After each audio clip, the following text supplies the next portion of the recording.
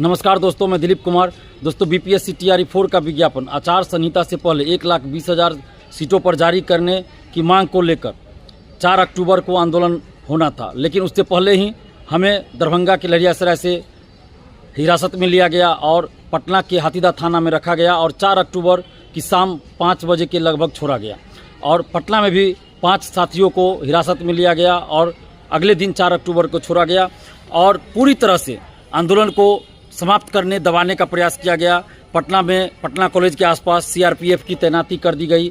ऐसा लग रहा था जैसे हम लोग स्टूडेंट्स नहीं हैं, हम लोग बिहार के वासी नहीं हैं, जैसे लग रहा बहुत बड़ा अपराधी हो।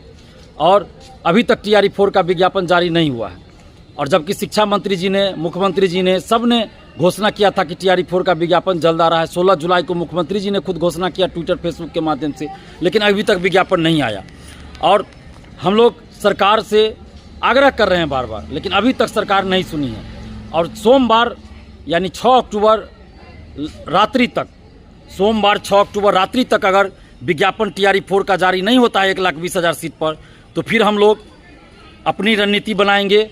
और जब हमारे साथ, आज देखिए सत्ता पक्ष तो हमारे साथ नहीं है, सरकार तो बात नहीं मान रही है, लेकिन विपक्ष की पार्टी भी, विपक्षी पार्टी या विपक्षी नेता भी हम लोगों के साथ नहीं है, कोई साथ नहीं दे रहा है, तो फिर हम लोग वोट किसको देंगे?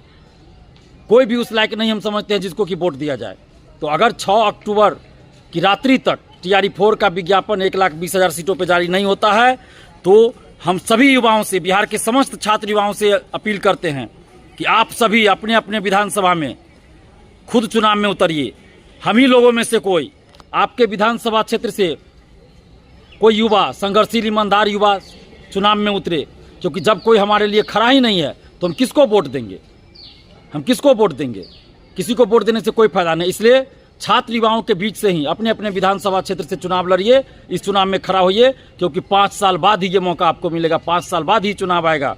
और अभी अगर सरकार विज्ञापन निकाल दे 1,20,000 सीटों पे, तो हम लोग सरकार के पक्ष में वोट करेंगे, नहीं तो फिर किसी पार्टी को वोट नहीं देना, क्योंकि कोई भी पार्टी, चाहे विपक्ष हो या सत्ता पक्ष हो, हम लोगों के साथ नहीं है, हमारा साथ नहीं दे रहा है, तो फिर किसी के साथ हम लोग नहीं जाएंगे, किसी को वोट नहीं देंगे। और इसलिए बिहार के हर विधानसभा क्षेत्र से हम ही छात्र युवाओं के बीच से कोई उम्मीदवार खड़ा हो, ये हम आप लोगों से अपील करते हैं।